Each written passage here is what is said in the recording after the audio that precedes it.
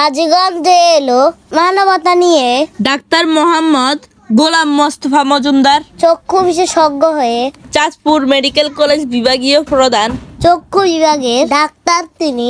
হতদরিদ্রের জন্য আল্লাহর দান, 300 টাকা ভিজিট রাখে। সবার জন্য না, গরিব দুঃখীর জন্য ফ্রি আছে। করিম বাগানে গিয়ে দেখে যান না। আসসালামু আলাইকুম। ডাক্তার সাহেব কেমন আছেন? জি আমি ভালো আছি, আপনি কেমন আছেন? হ্যাঁ আলহামদুলিল্লাহ ভালো। আপনাকে গরিবের ডাক্তার বলে কেন? মানুষের মুখে শুনি। আসসালামু আলাইকুম। ওয়ালাইকুম আসসালাম। আমি associate professor retired doctor Mohammad Golam Mostafa Majumder. আমি একজন চক্ষু বিশেষজ্ঞ। আমি আমার এই রিটায়ারমেন্টের পূর্বে বাংলাদেশ সরকারের স্বাস্থ্য ও পরিবার কল্যাণ মন্ত্রণালয়ের অধীন বিভিন্ন সরকারি স্বাস্থ্য প্রতিষ্ঠানে চাকরি করার সুযোগ হয়েছিল।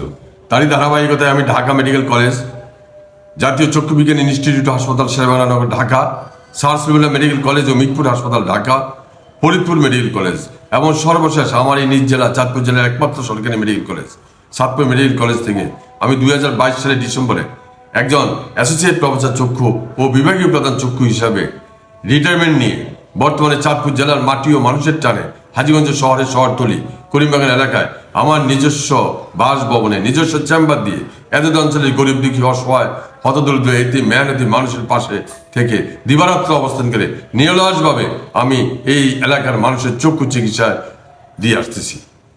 আমি নিজেও একজন গরিবের সন্তান। আমি শুধু গরিব নই, আমি একজন হতদরিদ্র পরিবারে জন্ম। আমার বাবা সামান্য একজন পল্লী চিকিৎসক ছিলেন। সেই পল্লী চিকিৎসকের একজন সন্তান। বাবা যখন ডাক্তারি করতেন সেইখান থেকে আমার ডাক্তারি পড়ার আগ্রহ জমে।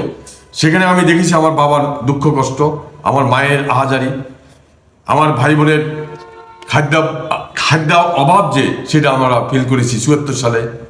আরও অনেক সময় টাকা পয়সা আমাদের নিতান্তই ছিল না। আমরা বিভিন্ন মানুষ থেকে সাহায্য সহযোগিতা নিয়ে আজকে একজন ডাক্তার হওয়ার সুযোগ পেয়েছি। সেইটা আমার মনে আছে।